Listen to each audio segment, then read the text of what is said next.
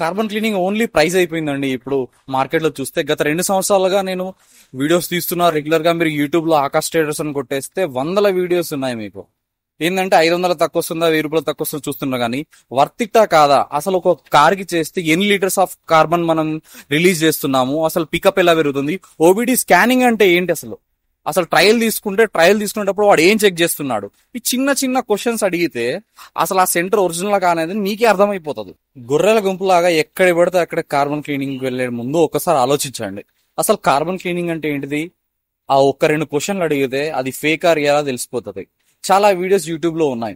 అసలు ఆ authenticated centre అయినా, ఆ సెంటర్ ఓనర్ కి కనీసం కార్బన్ క్లీనింగ్ చేసే నాలెడ్జ్ ఉందా లేదా, పెట్రోల్ ఇంజన్ కి డీజిల్ ఇంజన్ కి ఏమైనా చేంజ్ ఉంటుందా, అసలు ఎగ్జాక్ట్లీ హైడ్రోజన్ క్లీనింగ్ లో మనం ఏం చేస్తాము అనే ఈ 2-3 క్వశ్చన్స్ మీరు అడగగలిగితే ఆ సెంటర్ విలువ మీకు అర్థమవుతుంది. దాని తర్వాత మీ బైక్ అక్కడికి వెళ్ళి కార్బన్ క్లీనింగ్ అనేది చేయించుకోండి.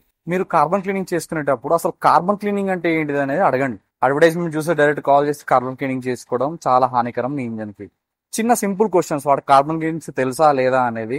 బై పెట్రోల్ ఇంజన్ కి డీజిల్ ఇంజన్ కి ఏమైనా డిఫరెన్స్ ఉంటుందా, అసలు హైడ్రోజన్ టెక్నాలజీ అంటే ఏంది, అసలు ఎగ్జాక్ట్ గా 3 స్టేజెస్ ఆఫ్ కార్బన్ క్లీనింగ్ అనేది ఎలా చేస్తారు అనే ఈ చిన్న క్వశ్చన్స్ మీరు కనుక అడగగలిగితే కార్బన్ క్లీనింగ్ సెంటర్ ని, వాడు ఒరిజినలా ఫేకా లేదా వీడియోలు చాలా ఉన్నాయి యూట్యూబ్ లో, ఒకసారి కొట్టి చూడండి.